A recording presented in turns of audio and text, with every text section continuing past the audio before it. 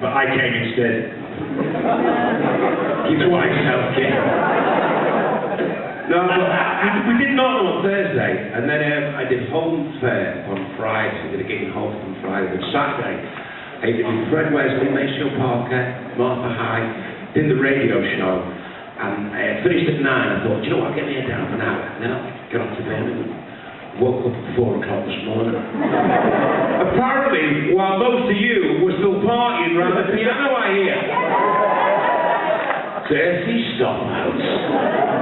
Not good. Oh, how are you, kid? I was there at like 6:30 yesterday evening. Was you really? Yeah. Saw Chris fighting his way out. Barry fighting his way out, man. Yeah, Chris apparently stayed praised, didn't he?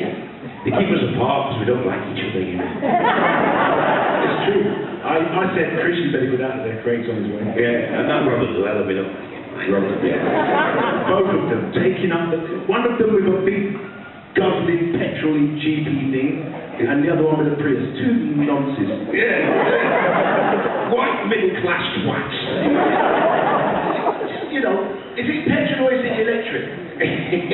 They need us here to make this show street. You know what I mean? We fill in the gaps, me and him.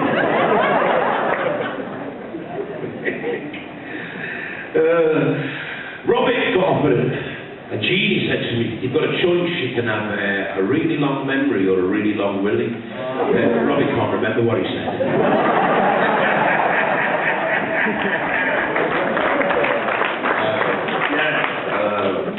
I got a watch with an alarm. He's so random. Take the pills, Daddy, take the pills. Hey, we've got little thrones. Take the weight off, kid. Look at them all. They've all come to see you, mate. How much did you raise in the auction? I don't know, but there was a few other bits being raised between that lady up there and the guy over there. Nothing wrong with a little bit of innuendo. Innuendo. Now, tell us about what... See, I have to spend 5 days a week in the rain on the cobbles in Manchester, right? And then 5 months of the year, Danny has to spend on the beach in Cork. Not like I'm jealous running from that. Well, I did say to you, Craig, you know, if you get a bit of an accent. Why, you can't keep up with this, you know. Not Welsh, not Welsh. Not Welsh, sir. I'm under the palm tree. Why, I'm not really drinking. Let me just wet my lips, that thing. Next minute, back we're gone. It's amazing, isn't it? Don Cheadle, isn't it? Don Cheadle. Don Cheadle doing a copy accent, eh? Shocking. Shocking. Ooh, fuck on Christ, it's Irish. Don't believe this. Yeah, don't believe I'm here. Wow, it's really noisy out there, isn't it? It's got kids playing. There's a lot of kids in the background, isn't it? Sunday. Don't get too excited. I did Jersey last year, and you know Jersey, it's actually illegal to dance on a Sunday. So I'm doing the Craig Charles Soul Club thing, and it's actually illegal to dance on a Sunday. I have to say they were just moving to the music. Just swaying in the wind. So yeah, you guys, it's like you're just staring at us, you know, no questions. You've seen this before, so it's not like, you know. He's pointing at himself there. Yeah. Attention seeker, look at him. Go on then, what's your question, matey? Oh! You can see the big body square view, mate. Right. Robert Llewellyn told us that you once met Gary Glitter. What was that like?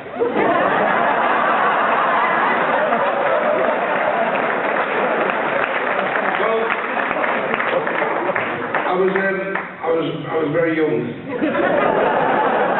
And I woke up and there was this thing that was 2 foot tall standing on the edge of my bed. It was Gary Glitter's boots. And I actually met him once in a shopping centre, John-Jules in Liverpool. That was about it. God, I had a really horrible joke today. It said, I can't, there's too many young people in here. No, can you close their ears?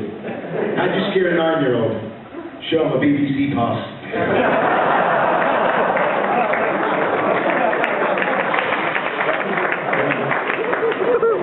The 4 words you don't want to hear after sex. Now then.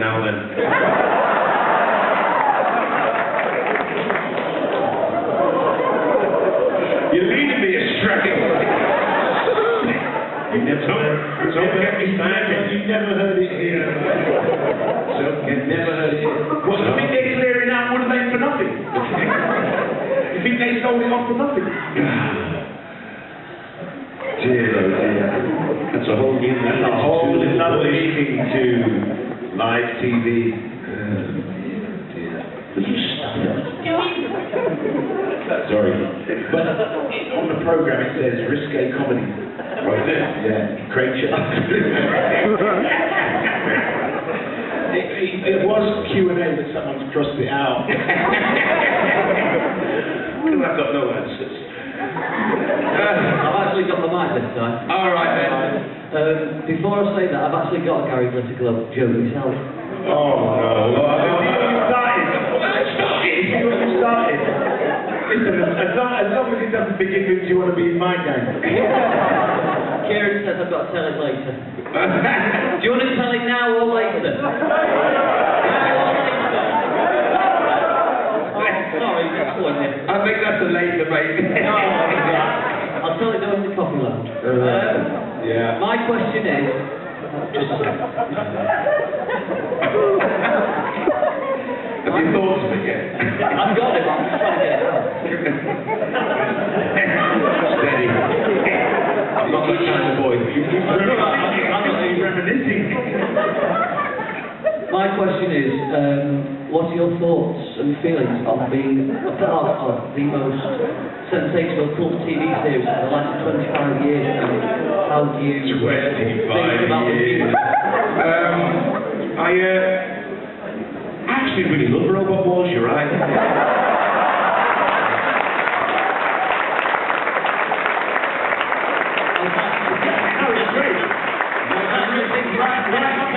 Married in a very big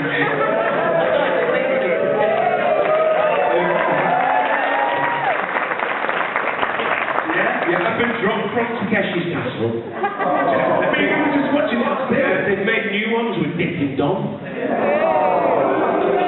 Well, I don't know what happened, because they phoned me up and said, do you want to do some more? And I went, yeah, all right. And then I never heard anything from them, and the next minute it's on the telly with Dick and Dom. Well, yeah, never mind. Went down the right road and got a dick.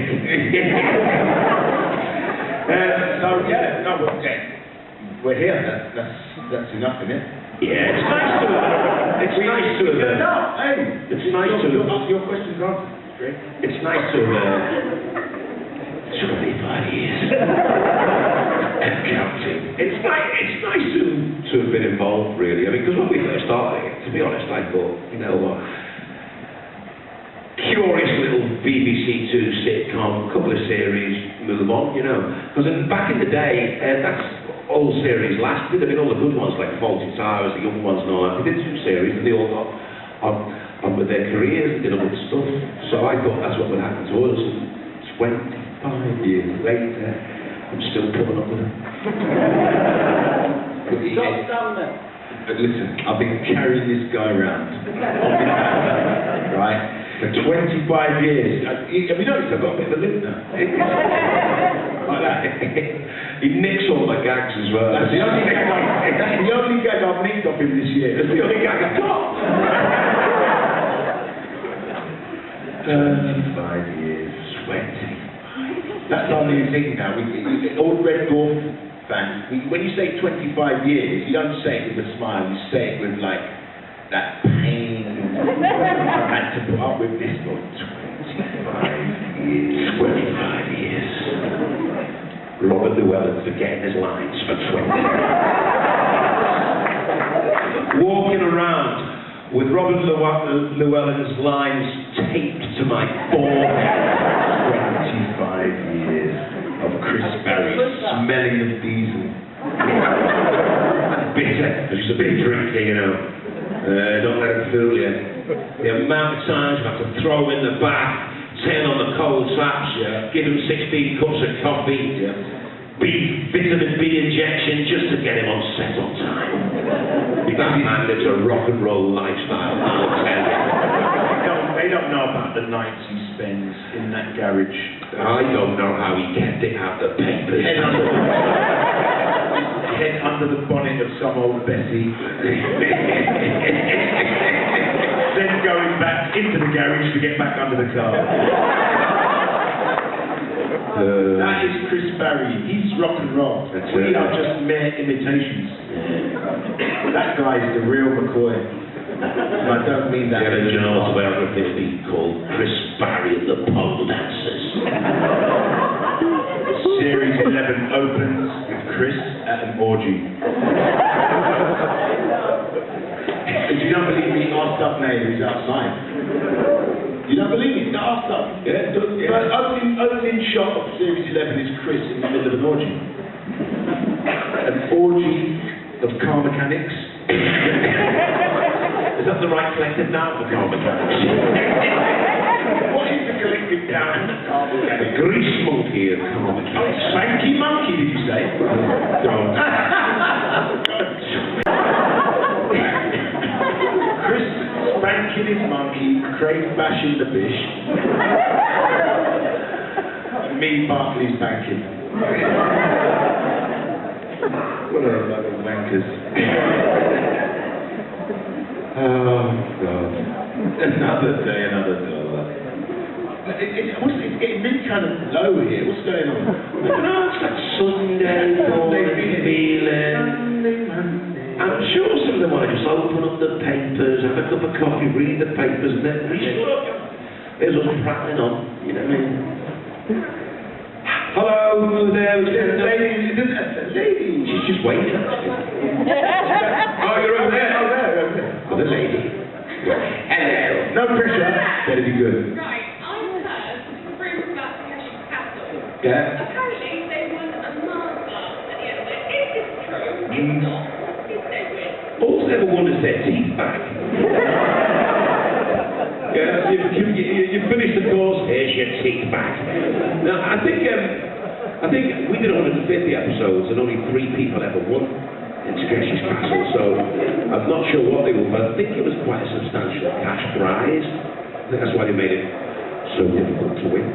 And then we all went to the pub, right? And we had about 4 pints of Stella, a couple of Chexers, then into the studio, stick the VT into the machine, pick up the microphone, no script writing, and you just talk shite. And for some reason it kind of worked, you know. It was like there was no script or anything like that. A lot of it is just like saying what you see TV. I couldn't believe I could get away with some of the stuff I said on that show. At tea time, on the telly, you know, you say things like she's on her hands and knees, big black balls bouncing off the bottom lip. Never thought I'd say that on the television, ladies and gentlemen. It's say what you see TV. Yeah. So it was just saying what you saw, really. But there were some great games in it. I love that one where it's just such a simple game where they have to run at the door and then 30 miles an hour and then dive head first. And maybe, just maybe, they won't break their neck. Absolute genius. It was on upstairs before we came down. They love that ritual humiliation stuff, don't they, the Japanese, in many ways. That's a lot of their television's based on. But it was good fun to make, and fair play, I had a great run with it. Dick and Don want to carry the mantle, then let Dick and Don do it, you know. Yes, madam. Out of the 4 main Red Dwarf characters, if you had to swap for one episode and play someone else, who would you choose? Hattie Hayridge. Now I want to be Kachansky. I think we'd all like to be Crichton, actually. In fact, I've come up with an idea for an episode where we, I hope Doug does this, where it's Crichton's dream. You know, because Crichton's always moaning about wearing a mask.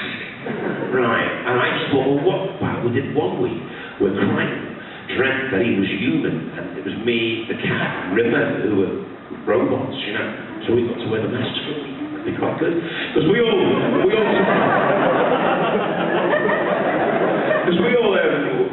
we nicked a couple of Robert's Fair masks on the last series, in Series 10, and we stuck them on. And you know what? It's amazing how different, wearing the same mask, but it's amazing how different we looked. Him especially, because he went and blacked this up. It's true, I've got the photo on my phone. You know, and I was wearing one, and he was wearing one, and although it's the same mask, they were completely different looking characters, so we thought that we walked into Dan's meeting with them on. You should see his face. Yeah, we were just telling him about the Crichton masks on. When we walked into your meeting with the Crichton masks on. Leave the dogs now, she's arrived. Hello. What was the most fun that you had filming season 10? Going home tonight. Mine was having lunch with Bill Pearson. No, the whole thing was, you know what, it was just kind of quite cool getting back together again after all those years and realising that none of us had grown up. And we've got running gags that we've been doing for 25 years and they still make us laugh, you know. And I do remember at one stage we're freezing in the back lot at Shepperton in this sparse bit of shrubbery that we're trying to pretend is a wood. And it was absolutely freezing. I just turned around to Chris and said, looked at what I was wearing, and I just turned around and said, this is no way, this is for a man who's heading towards 50 with a handbrake to be dressed. You know, and the big leather pants on, the leather boots and the dreadlocks and the jacket. And we just kind of thought that 25 years and we still enjoyed it, we still got on. And I think we're closer now than we ever were as well, which is very good filming on the same backlog. We're still filming on the same backlog. Gonna get promotion. Doug had this film script where we got to go to Tunisia and all that, remember that? Showing us pictures of sand dunes in Tunisia and hotels and masseurs and never happened. We got the back lot at Shepperton. In the cold. With the wrong script. No, that was a funny day, wasn't it? That was a funny day. Any more questions? Oh. This is for Craig.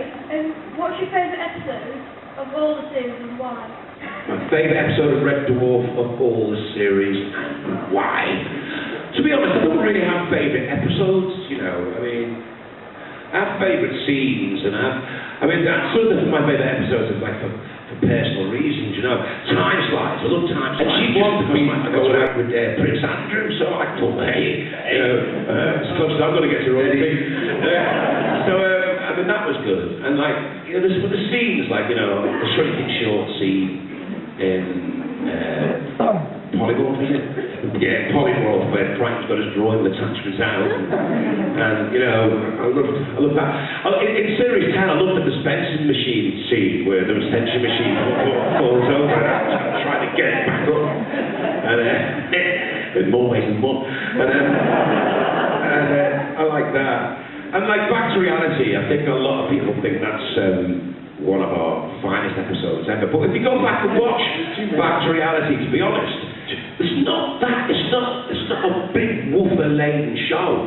It's just that the story is so intensely complete and beautifully written. It kind of draws you in. But for laughs per minute, it's not one of the highest laughing shows, you know, but like, it's just such a great story, you know. And I like Dallas. I thought that was a great story when we went back and changed history, yeah, with JFK, stuff like that. So, you know, for me, it's never really been sort of episode. I love Lemons in Series 10 as well. I thought Lemons was a great one. But I did like the one where I played my drunken dad. I thought, you know, and you know something? I had to practice very, very hard. I was rehearsing all bloody week. I just love any scene that Craig ain't in. Talking about scenes, I love that scene that me and you were in when we talked about Wilder Flintstone. Yeah. You know, hey, top scene, you know what I mean? Top scene. Yeah, that was a neat experience. And out of series 10, the whole moose thing, I thought, at the beginning of the first episode, man, that was just the whole through line of that. And plus, Doug having the courage really to kind of continue that and, you know, hoping that it wouldn't run out of steam, you know, and the whole phone thing. Big pressure, you know. So when the gag's been going for the whole show, and you know, live audience, and you got to hit that gag, and you know that if you get that wrong, boy, oh boy, you're not going to be popular. That was a bit of a wet bum time, I must say. But it, you know, when it hit off, it was just like, ooh, I'm standing there going, holy shit, can I move yet? Yeah, it was great. Hiya. Hi. Hi, this question's from my son, who's not here, but I promised to ask. Would you like any toast?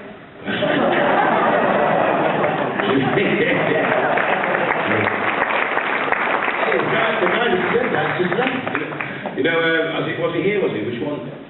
John Lennon. No. No, thanks. Yes, that was that.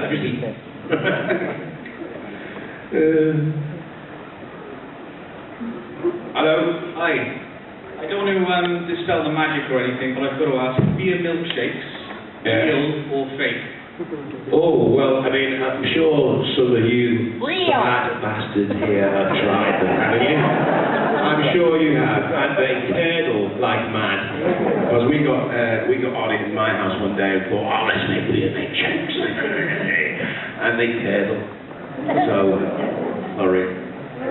So we could use a root beer or something. There's some way I blend it. Some way you can work it out. Blend it. But I've never really had a successful one myself, you know. Hey. Are you absolutely sure you wouldn't want any toast?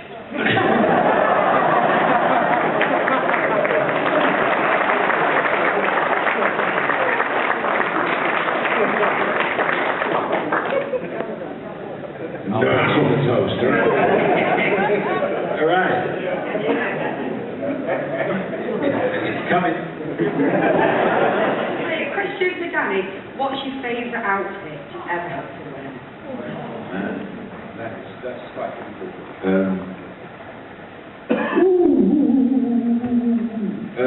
God, there's so many.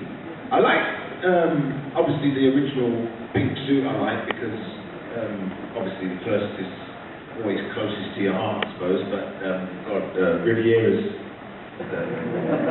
outfit was amazing. I like his Dwayne Sibley outfit.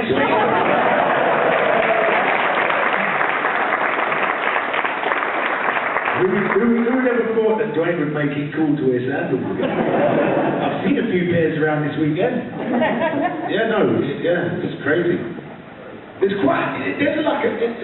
saw a new show, what's it called, Plebs? There's a Dwayne Sibley, I just flashed past me and I thought, bloody hell, that's Dwayne. There was another pudding bowl guy in that, I don't know if you've seen it. With a toga and all that. You seen that? Yeah, there's a few funny haircuts going around the telly now. Dwayne's kind of like just another funny haircut now, isn't it? Everyone's got one. I met a guy, this guy works, he's a black lad, he's a constant extra in Coronation Street. He works in the, what's that next place? The Bistro, he works at the Bistro. And he's been there for like 10 years. We don't really get to mix with him that much. I was chatting to him one day, and I said, what's your name? He went, Dwayne.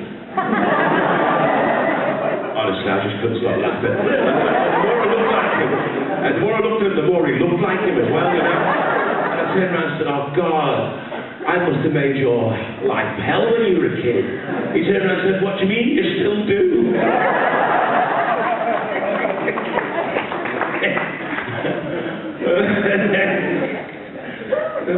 This is to the both of you.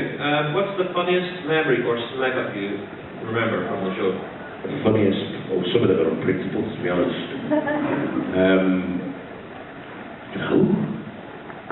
I've got too many. I do like that one where we're pretending that we're in like a chimney and I knocked yeah. so obviously wood. it so obviously would. I actually like the one, it hasn't actually got any lines in it.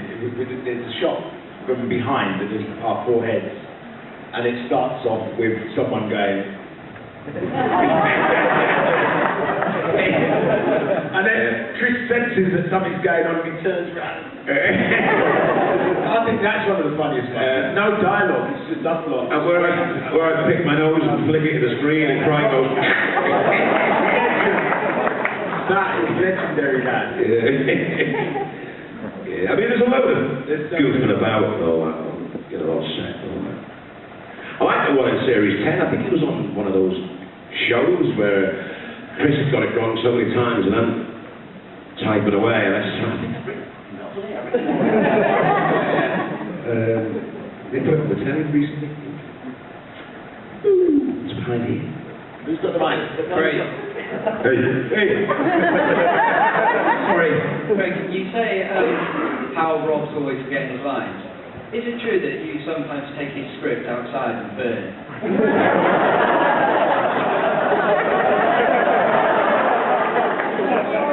Oh, get me coat. We've got a running gag actually, and he falls for it all the time. It's like, I'll say, oh, can I lend you a script, Rob? He'll give me a script, I'll just go like that and just throw it away. Sometimes we don't have finished drinking a cup of coffee, I pretend that I'm going for a cigarette. Like, can you hold that for us there, Rob? Take the cup off me. Oh God, leave him standing there with an empty cup. But the thing is, he just falls for it all. It's so easy. It's just too easy. It's like taking candy of babies. But I've better the script a few times as well. Who's got the mic? I got it. That's what I want to know. That Dwarf hooch that you drank, what was actually the substance and how did it taste? Oh man, that was watered down apple juice. And you know what was worse than that is, during the series, I wasn't that well for a couple of weeks. I had proper double man flu. And on my first day back, I was doing that father thing, and that was apple juice as well. And I must have drank at least 3 litres of apple juice.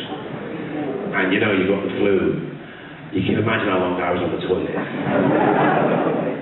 was horrible. But yeah, it was just apple juice. But yeah, you have to drink so much of it when you do, because you have to go again and again and again, you know, because that's the nature of television. So I drank a lot of apple juice this series. Chaps, a lot of apple juice. Who's got the mic? Hello. If you met your characters in real life, would you like them? Do you want to do that again without so much bass? Yeah, I'd love to go for a drink with Dave Lister. But then again, you know, if I'm honest,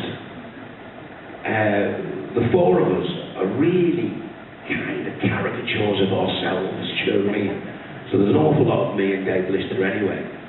There's an awful lot of Chris in River. And there's an awful... In fact, Robert was born without a penis. I'd share that with you. And so there's an awful lot of Robert in Crichton and famous man on television. He's nothing like me. he's like Dwayne Dibley, that's the problem. The great thing about me is I've got a choice of characters. I've got a choice of characters. I can just, pick a character to be like each day. Craig has only ever been able to be a brain in a jar. That's all I can do. I'm just me in a different suit. He is the Roger Moore of science fiction with better eyebrows. Allegedly Roger Moore, the first day of set, he walks on and he says, "I'll go slower, I'll go quicker, I'll go left, or I'll go right. But I don't banana die." A banana's one of them funny walks you do to the camera when you have to go around something. See? Oh, look, you're losing them. It's glazing over here. Who's got the mic? Hello. This is for both of you. As far as your memory recalls, what is the scene that you've had to reshoot the most times? Mine, I think, was Dwayne Dibley's List. Remember that? How can you get it wrong when it's taped to the bottom of the box? Oh, no. Series 10, you might See that in the Smegos? You can actually see it taped to the bottom of the box. Series 10 he had one as well, where he comes in, he says, "You fancy a game of golf?" Oh, that took 7 days now. Audience went home and came back again, he's still trying to do it. In the kidney ball! Yeah. Craig was cooking sausages. They were all shriveled by the time I got it right. Story of his life. I don't think I've ever really had that many sort of like disasters where I've got to go and do it again. Yeah. I don't think I have. Maybe when I was building that, building the Marilyn Monroe robot, I had to deal with that scene. But that was mainly to do with props and stuff like that. Definition of a working prop in Red Dwarf was something I haven't touched yet. But they spend all this money building all these elaborate weapons and props and stuff like that. I go, "What do you think of that, Craig?" "Oh, yeah, bring it on." "Oh, don't worry, I'll make another one." Who's got the mic? Who's got the mic? I've got a question for Danny. Yeah. Just wondering, in the early days of Red Dwarf, did you actually dress in that sort of crazy stuff? And also, Craig, what was the most disgusting experience you had while being listless? Do you mean apart from kissing Chris Barry? I don't know. I mean, there's been loads of disgusting things playing. Do you know that thing where I had to stick my face into that big pile of mashed potatoes and then pour gravy over my head? Thanks, Doug. I must have pissed in his briefcase that week, I tell you. And then pour gravy all over my head. Well, it wasn't mashed properly. It had big lumps in it, and they all went up my nose and down the back of my throat. It's like they were coming out my ears and everything. And then, of course, it was eating the dog food, which wasn't great. And all that jelly on it and stuff. And then, of course, he was kissing that really hot blonde, who then turns into a spermicidal dripping, fluid dripping dung beetle. You know, just when you think he's going right for the list, and they come and they get you round the back. Stop complaining, at least you've had something. All I've had is memories of thinking about it. Yeah, it's never been that comfortable a show to film, really. You know, there's always something. Chris gets all the girls, doesn't he? Yeah. Well, then again, he's tall and rangy. Yeah. we need to buy a bit of a pom-pom wagon. Chris has got this fleet of wagons that he can just, drive down the road in. Dream on, Dan, dream on. Hello. You played the low versions of yourselves as Demons and Angels.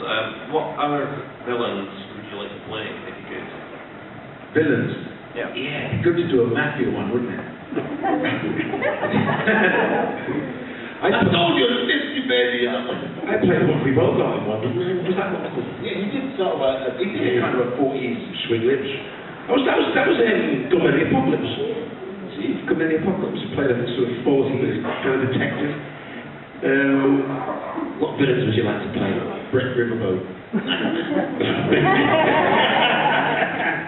That was classic. Yeah. Don't like that question, I've got the answers. Hey, do you know what? It's going to be Riviera meets Django, man. That's what's going to be happening. How about that? I've got a question for each of you.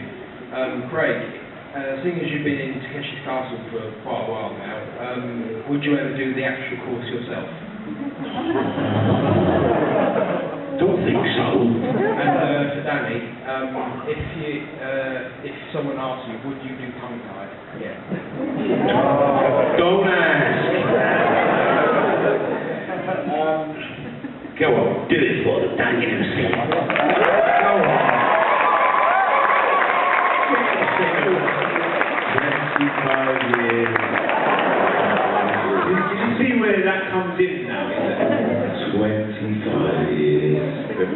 dancing round like a man. Dancing round in a red outfit, Go on. singing.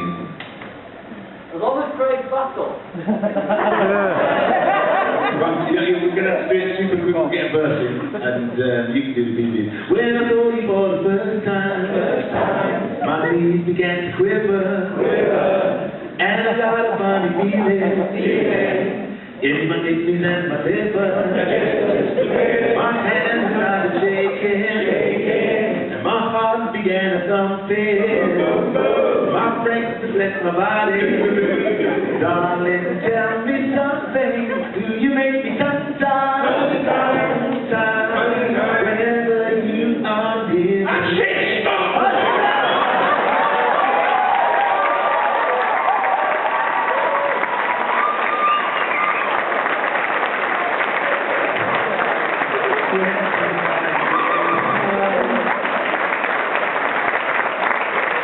That was one of my worst ever weeks for the Red Dwarf. You don't realise that, you know, when you come in and that girl over there was dressed in the red suit, you know, as the tongue-tied character, you have that sweat start coming down. But like we spent the whole, because the way they used to film Red Dwarf is you'd rehearse all week and then you film it on a Friday and Saturday, right? And so we spent the whole week of rehearsals that week. Rehearsing that dance. Yeah. And hearing it. And then with Charles Organs, who played Queen, he was the choreographer, you know. So Ed By, the director, was tearing his hair out, screaming, can I have the actors? We need to do the comedy as well. And there was no way you're going to make me and Chris look any better than we did. And they gave us like 4-inch wooden heels, white platform heels, That I have to wear every day. yeah, on a glass dance floor. Yeah. I don't know how we didn't, I don't know how we didn't break our legs.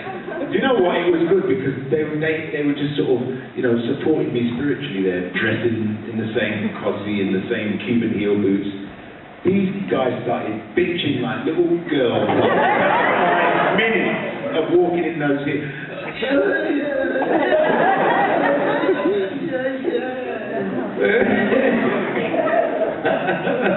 True. Yeah, no, see? There you go. Yeah, so tight. Question for Craig. You've had to eat a lot of things playing Lister. Yeah. What's the best thing you've eaten and what's the worst thing you've eaten? Steady. Steady boy. Steady man. I don't think there's been any nice things, really. I know the dog food wasn't great. Have you ever tried to do a triple fried egg chili chutney sandwich? Have you, yeah? Really nice. No. Because we always planned on doing that, but I kind of believe that the bread was dissolved. Actually got to you, man. But I can't think of anything that nice that they've ever made me eat. What? Hello? Hello, Danny, I want to know, have you ever had a cat or cats as pets? And do you observe any of your quirks with the cat? Well, yeah, I grew up with a cat, you know, the family cat. It was called Cindy for some reason. I guess it was a girl. But yeah, no, but it was a tomcat as well, and the cat used to take the mick out of it. I knew Cindy. Yeah, no, I read a book called Cat Watching, Desmond Morris. That was my research before the series. Danny was in Cats, the musical, before he so I'd done a bit of prancing around as a pussy before the audition. So I was kind of pretty relaxed when I came in. So relaxed, I was about half hour late. Yeah. And it's never changed ever since. And I've got later since then. I spent 25 years waiting for this man. Carrying it from scene to scene, my back's out. At this point, I'm just wanting to add a third man to this little Q&A, if you don't mind. Okay. It's the co-creator of Red Dwarf, Mr. Doug Naylor.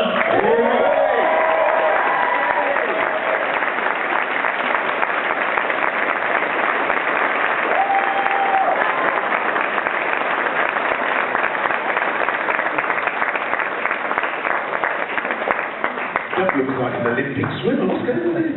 There's a trim, look at me, hold on a minute, what's going on? Oh, he might. Are you Mike?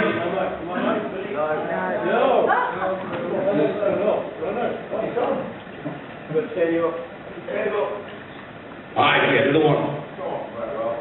See? At least our mics work on the door.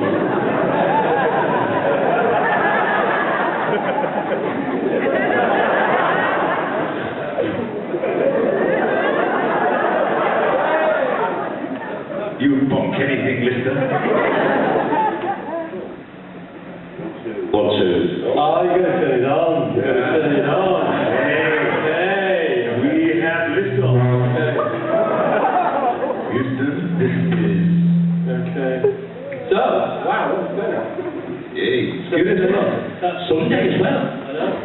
They should all be in church, don't they? Yeah. Hi, question for Craig. How about a muffin?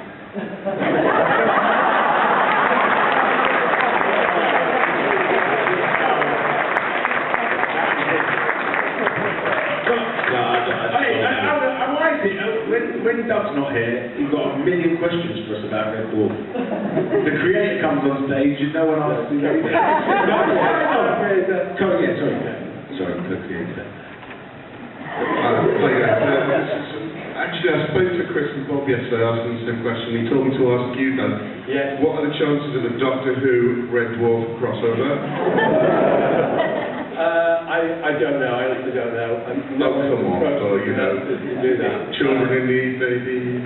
Well, yeah, no, it's great fun, I'm sure. Okay. Yeah. So we will. Actually, my real question is, are there going to be any more books? Any more books? I think yes, there are. Almost certainly that there will be more books. Yeah.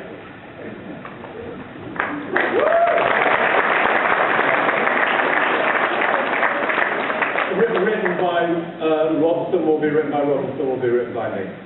Quite when that happens, not sure, but I'm sure there will be one. Can I be in them? Yeah, you have a dedication.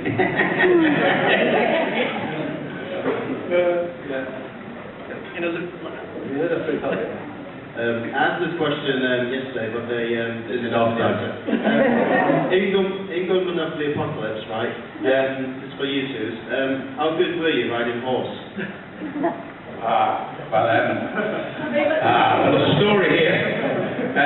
Daddy's quite a good horseman. I've kind of been on horses a bit, so I'm not scared of them anyway. I'm not really scared of much. Chris is absolutely terrified being on a horse.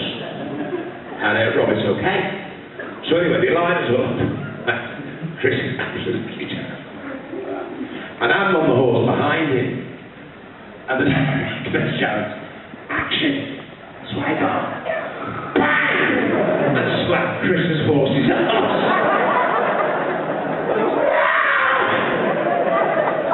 I've never ever seen Chris Barry so angry. He was screaming at me how irresponsible I was. I almost left the shoot. And there's me on the floor, not taking it seriously, just laughing, peeing my pants. It took, honestly, I don't think he talked to me again for the whole series. That was like episode 4. Every time he looked at me, he'd just be like that.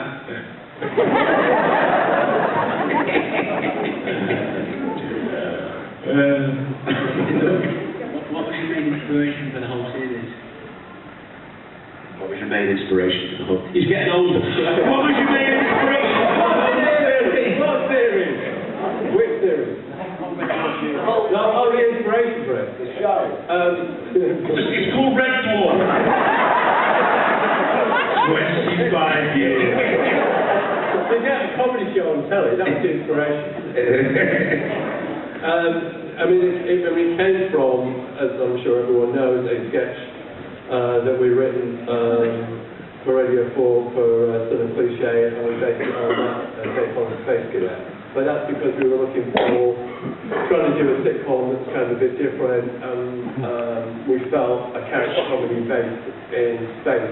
There was no real gap and having seen Dark Star some years before, probably 10, 12 years before, we were living in Sale then, we watched Dark Star, thought it was really different, unique, and we walked out and I was driving, it was a brown Escort, and I remember opening the door and Robin stood at the other side of the door, and I said, it's absolutely insane that there's not been a sitcom on TV like that, and yeah, it's crazy. We got in the car, drove off, and then didn't talk about that for about 10 years. And that was, and then when we came to do what we're going to do as a sitcom, we didn't want to do a contemporary one, we wanted to do something that was different, and we based it on this kind of, it was a bit of a parody of Alien, James Bond, and we based it on that. We've been for lunch with Galton and Simpson, Bobby J, who was there, had a comedy, felt we had something, but he wasn't quite sure what, and he wanted to direct us in the right direction. And we'd written this sitcom called Wrinkles, where, for a comedian, very funny guy, called Tom Lennart, which was a bit cartoony and not Radio 4, and not really what was right for the slot, but no one really monitored anything that we did, so we just did it, and it went out. And it was 2 series and had a lot of debate, and the Telegraph, I remember. And so we went off and we did the Dave Oliver. Did you lost him? Right, before I ask the question, two guys yesterday wanted to express an idea to Doug. One was Chris Barry. He said, I'd love to have an episode with Ace coming back. The other one was John Anahan saying that he wanted a storyline where Talkie Toaster took over Red Dwarf. Actually, there was a story that I was seriously thinking about, where Talkie Toaster took over the ship. And they souped him up, basically, accidentally souped him up, and then he breaded the ship.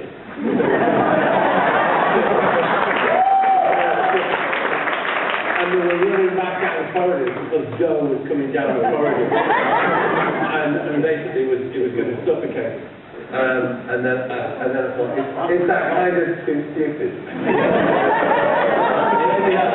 Come to the exterior shot of a big baguette flying through space.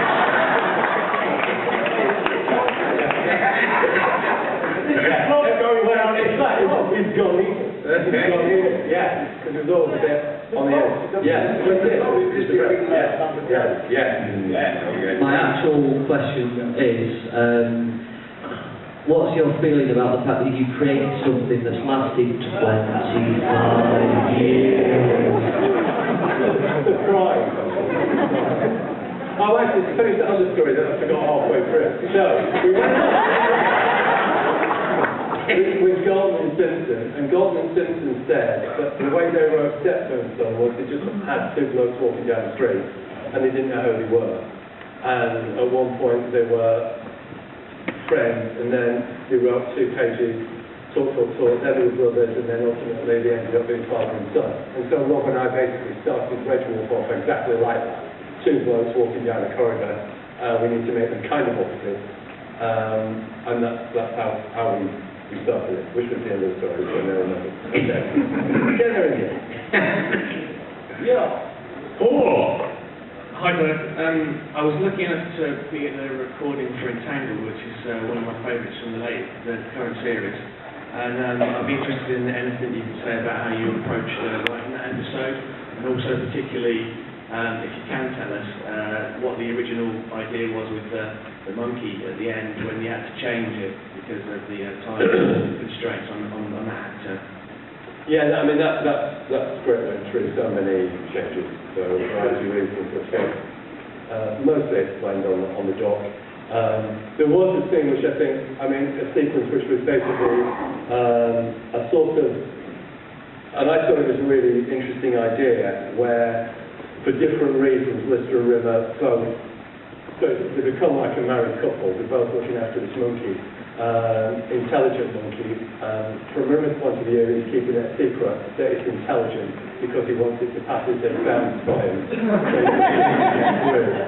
And Lister is looking after it because he's Lister and he's caring and whatever. And so you would have a handover, or you had a handover, where Rimmer would come on Friday and basically, so it's like the divorce couple handover, with here's his bananas, you like the things, chopped up in the caravan, and Lister goes, look, just leave him to me, and don't let him play computer games, don't let him do it, just do it. And then Lister would then take him over, and then there was another whole sequence where the boys, Crichton and Cat, came up, and Lister's like really harassed mum with the monkey throwing, well, basically shit at him. And trying to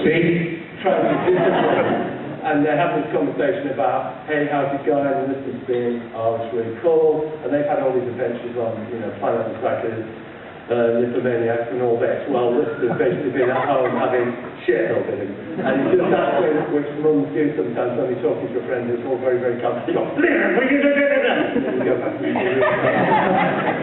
so it's all this is like that. It's fun. But anyway, we just weren't able to do it because the guy in the monkey suit was obviously limited to how much monkey in the hand he should do. And so it went. She's got that monkey from Bilko. That's what I wanted. Because I didn't realise. Well, we did a show for the 7th Census and we're allowed to have a real monkey. And then since then, having real monkeys is illegal. So anyone hasn't seen the Bilko monkey one? Oh, that is the goal. You've got to go and try and find the monkey scene. Brilliant. You're the best ad-lib probably in the history of the world. Fantastic. And those guys, how they don't laugh. I mean, he is on fire in that film. Yeah. Yeah, brilliant. I will find that, man. Oh, hi guys. First of all, excuse the voice. Thank you. Thank you very much for turning up today, everyone. Thank you very much indeed.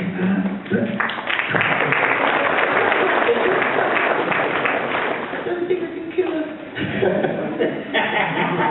Can I ask once and for all, what are the plans for a Series 11?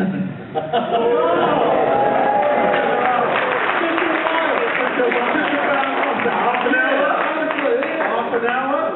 Okay, here's the situation. I had a plan. I planned it. My plans never go right. So, what I was hoping is that we could announce today, we can't.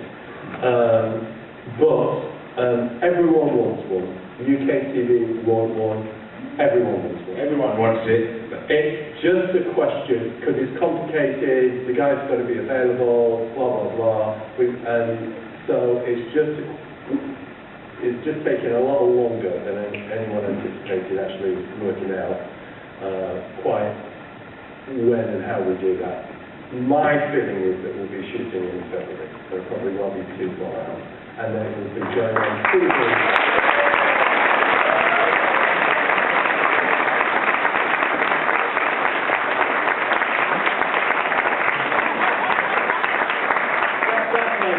I bet I'm not far off.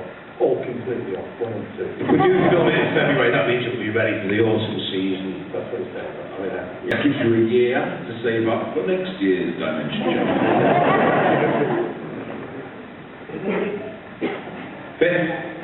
It's not written because one of the things that's got to be done is you've got to have the budget's got to be done, and you've got to discover how many weeks, for example, you've got OB weeks, and that makes a massive difference. So I've got story ideas that we can do if we've got OB like we used to have in the old days. So as you probably know, we had both our OB weeks cut for season 10, which killed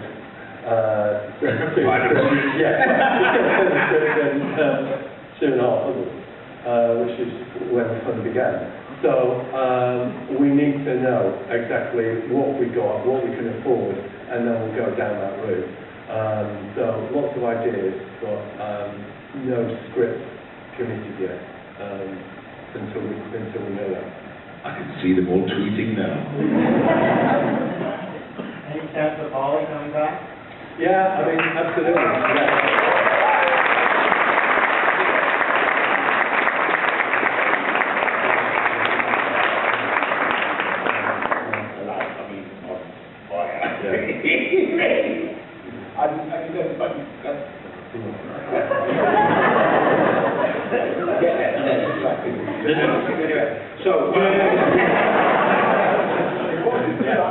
It's listening to that.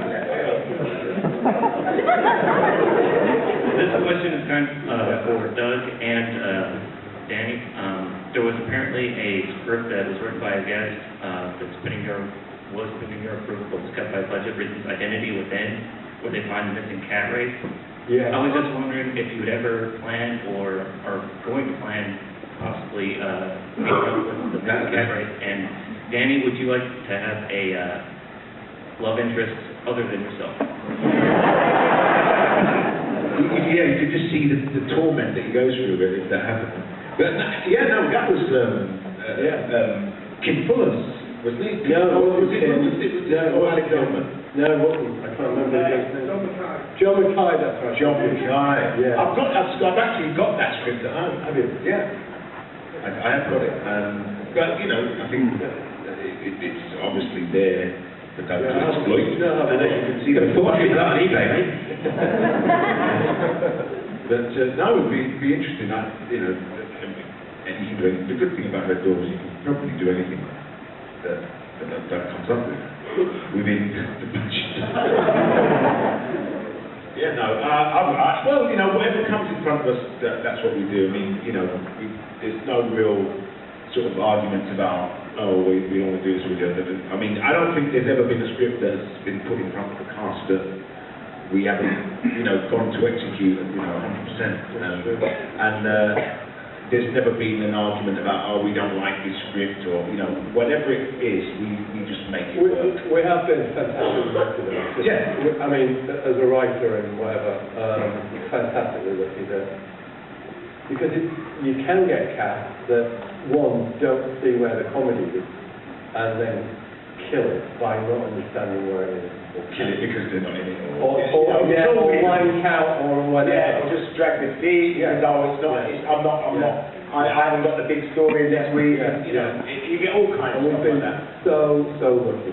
Yeah, we laugh about Meltdown, but you know, when me and Robert come in with, you know, the crack, you wouldn't think we've got them dragging their feet. Really? Yeah, really. Yeah. You know, so whatever happens, you know, we're always on it. That's a massive part of why the thing's been successful. You know, I mean, apart from all four of them being so, you know, funny and talented and all those things, it's an attitude thing of the team and the show is going to get done and whatever. And hook or by hook, and we're going to get to the finish line. That's really rare. That really is rare, and we're so looking for that. But also, it feeds through to the guest artists as well, you know, who come on. There's big, huge stars that have come on the show, and they knuckle down, you know, just like everyone else. Jenny Agus has lovely legs. She had lovely legs. We had so many people come on.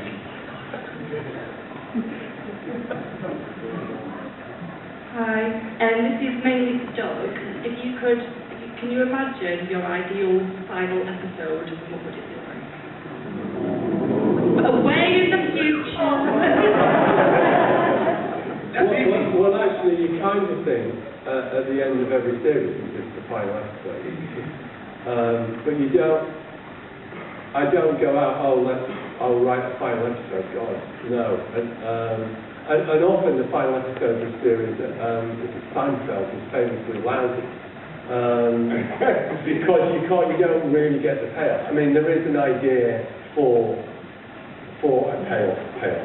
Not a happy ending. So if that's not something I particularly want to do. So, actually the ideal last episode will be there is never a last episode.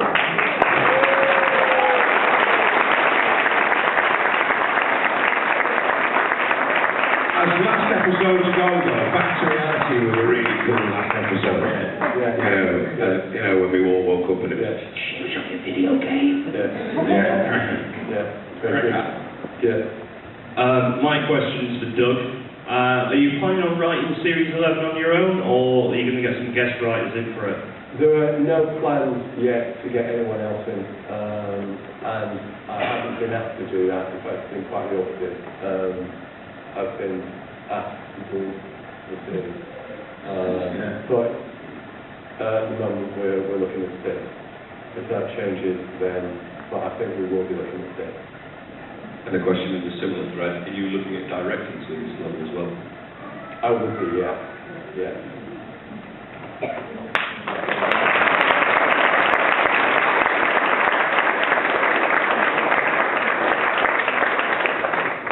I think it'd be difficult for a new director to come in, really, in many ways, because, one, we've known each other for 25 years, and we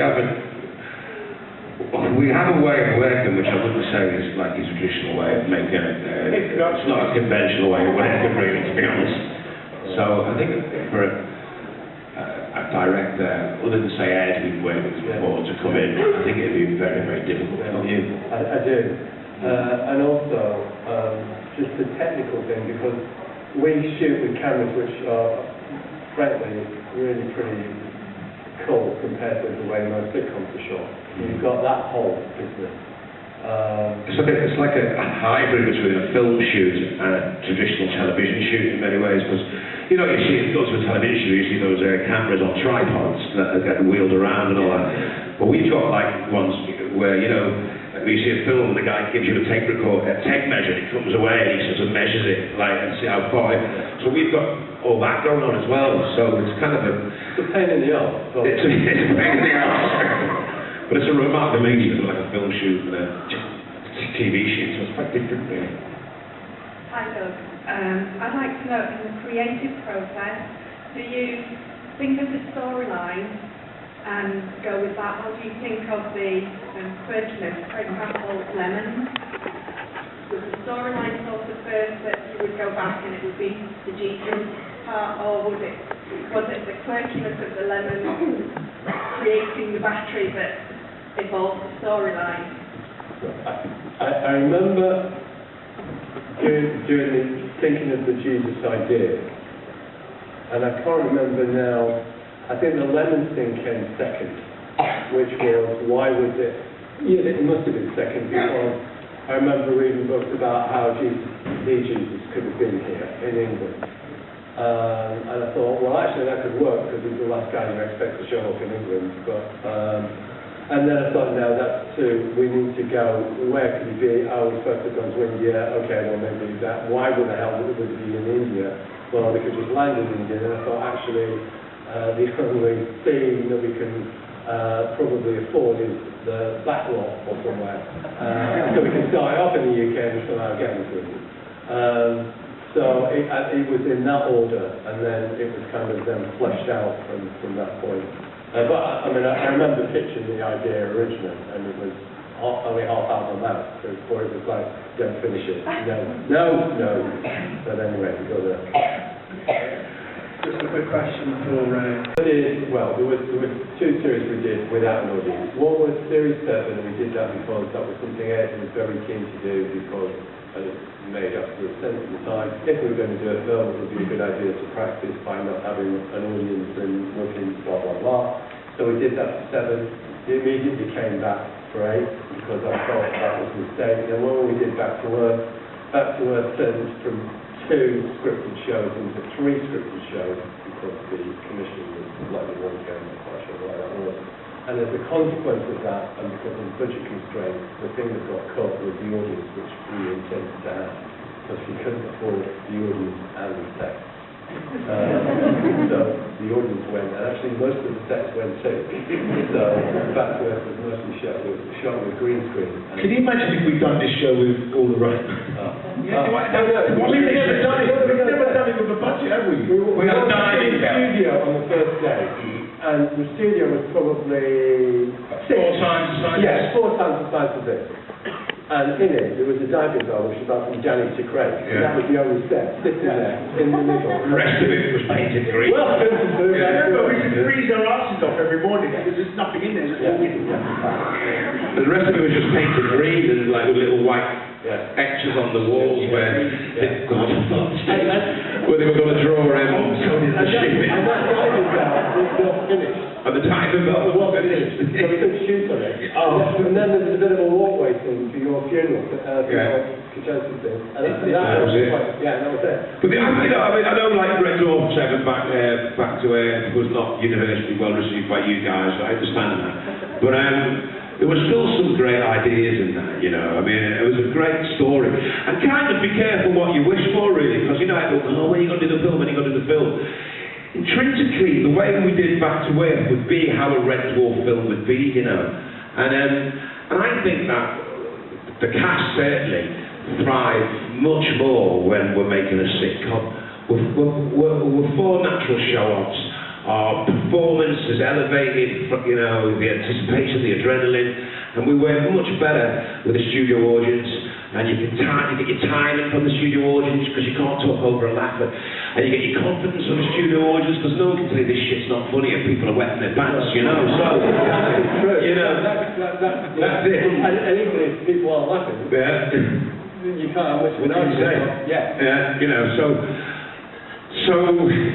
it was a good experiment in many ways, Back to Earth, because it made us then think, wow, we do sitcoms, and that's why Red Dwarf was some of the best work we did. Also, the other difficulty is when you shoot like that, you shoot it for 12 hours every day, and so that's really tiring. And I've always believed that comedy is about energy, and that's one of the things. If you lose the energy as you get older, you then become not funny. And energy is just everything. It's not, I don't think the secret of comedy is timing. I think it's energy for the most part. If you've got, you know, talent anyway, and you can't sustain that 12 hours a day, day after day after day. Whereas it's contained with it's showtime. Showtime. Right. 30 from 10.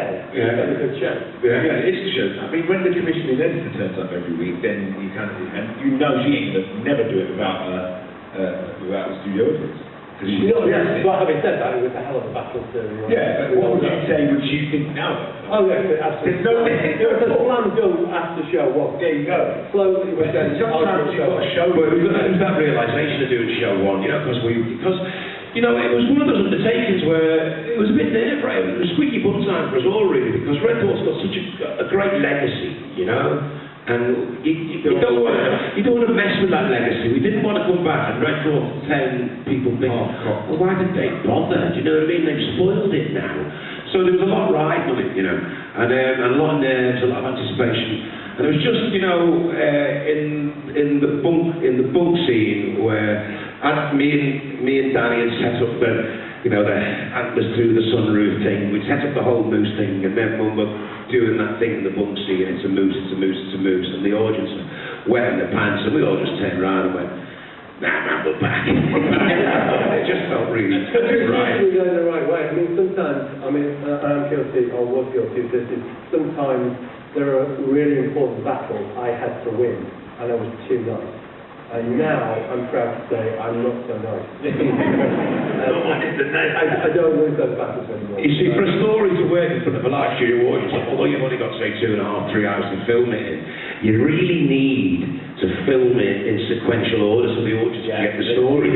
Whereas you'll have floor managers and you'll have people like that who will look at the time going, well, why don't we all do all the scenes that are in this setup? So we'll do all the bunk room scenes, and then we'll go to this setup and we'll do all the corridor scenes. And it's like, they won't be able to get the story, but we'll still get the laughs. Not as big as laughs as if they had it was in sequence. There was one. But you know, with the boosting, you can actually feel the audience move with you, and there's a little murmuring as you're going into the next scene, and then it'll be like, and then they just know there's going to come something's going to happen with that scene where we keep exit entrance with Chris, you know. What gets overlooked in that whole section is Chris Barry's performance in it, actually. His facial expressions and the way he plays that scene are absolutely tremendous. And his face when he sees the cat walking. And you think, I've got him. This is it. I've got the silly one, you know. Chris really helped. Yeah, but Dan, you're awesome in that. You really worked out. But you know why? Because it's that thing. I look at Chris and I think, oh man, look, Chris is on it, you know. Yeah. He's just on it, and you know, the characters are coming in, and you think, I need to hit this big time. And there were no retakes on that. You got one take. There was no retakes on that. There was all that film, all the one take, boom, boom, boom, boom. Yeah. And Chris has already set it up, and I thought, God, I said it earlier, if this goes wrong, it was big time, poo-poo time.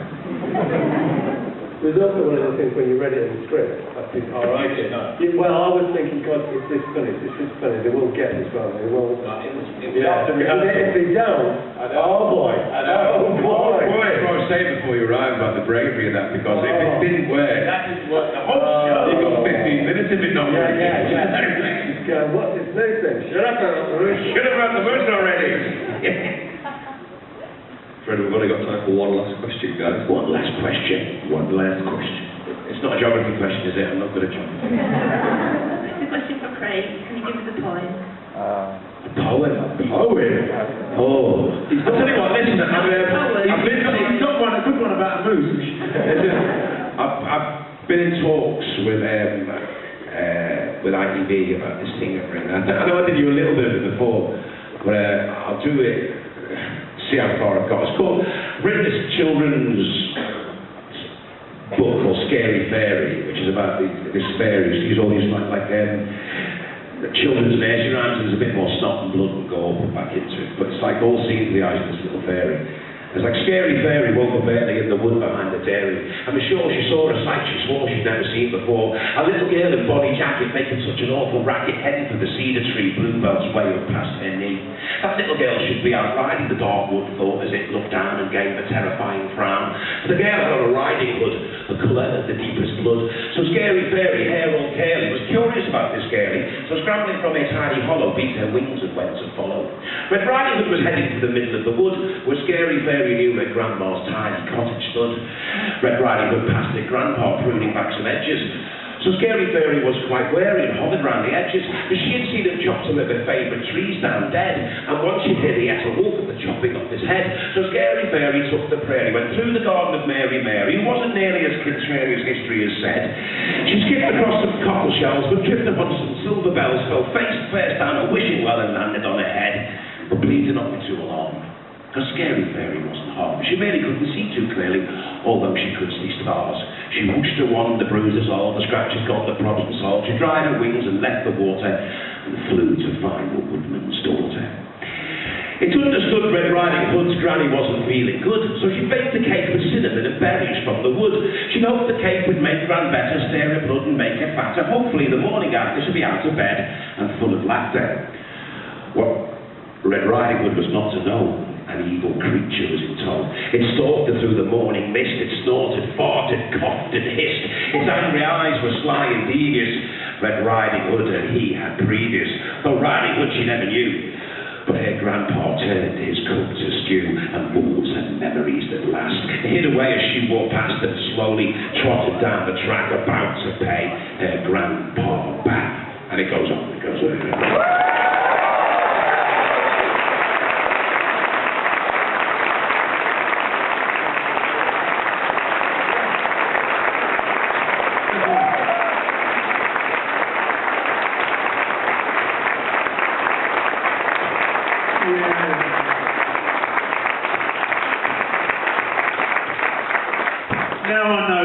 Notepad.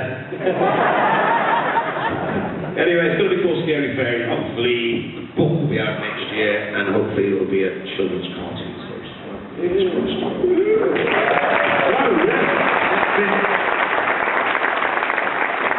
So, goodbye from us, and it's goodbye from him.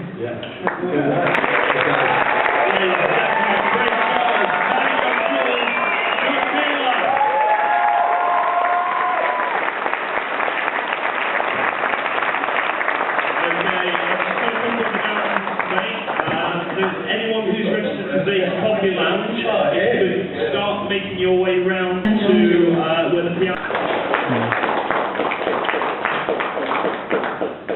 So, just one final act again. Yep.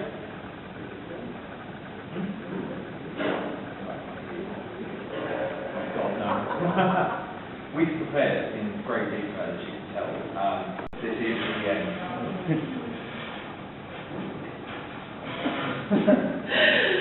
Very sorry, we don't have anything else, but thank you very much. Now let's all go home to bed.